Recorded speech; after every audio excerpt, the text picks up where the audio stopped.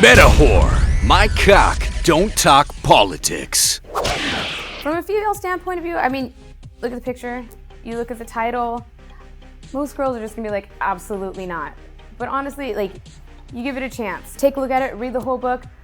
It actually humanizes females, which sadly a lot of people don't do. It gives you like the raw, behind the scenes look at the strip club industry, at everything else. I mean, he puts himself out there, he's very vulnerable, and he talks about a lot of things that men and women go through that nobody are willing to talk about. And that's where I guess like I see things in his book that really relate to how doing things in a different way gets you a similar answer, a similar type of outcome, but you kind of get to a point where you're able to relate more to what he's saying.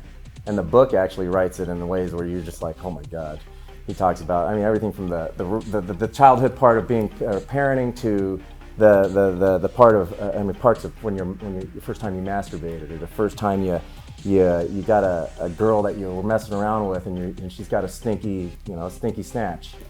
He would have sex with somebody for like a carne asada burrito, and in my mind, I just pictured him holding up a cardboard sign that says "Will for food," and I thought that was hysterical.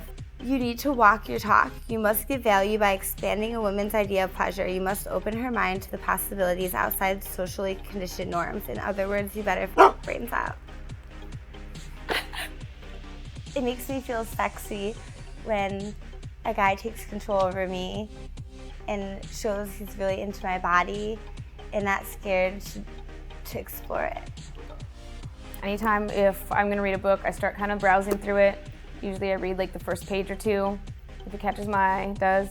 And in the very beginning, he said something that really just kind of made me relate to myself. He was talking about putting rocks in his pants as a little boy, and I thought that was kind of odd, but it's funny, the things that we all do as kids when we're first discovering that we even had anything down there to begin with, you know? And it may be sexual in nature, but we don't know it is when we're kids until we're older and we start thinking about what we're doing. And I had similar experiences when I was younger, and it kind of like made me relate to it and think back, and it just interested me, and from there I just couldn't stop. It's true, people need to stop being so shy and just do what they feel, because there's nothing wrong with it. Everyone loves sex, everyone likes to feel good, and that's what he said right there. I love the fat experiment where he decided to just bulk up and just eat as much as he could and put on a bunch of weight to prove that you don't have to be what society deems is beautiful in order to succeed with women, with men, with anybody. As long as you have the personality and you're willing to put yourself out there and meet people and be personable, then you don't have to be what everyone else calls beautiful.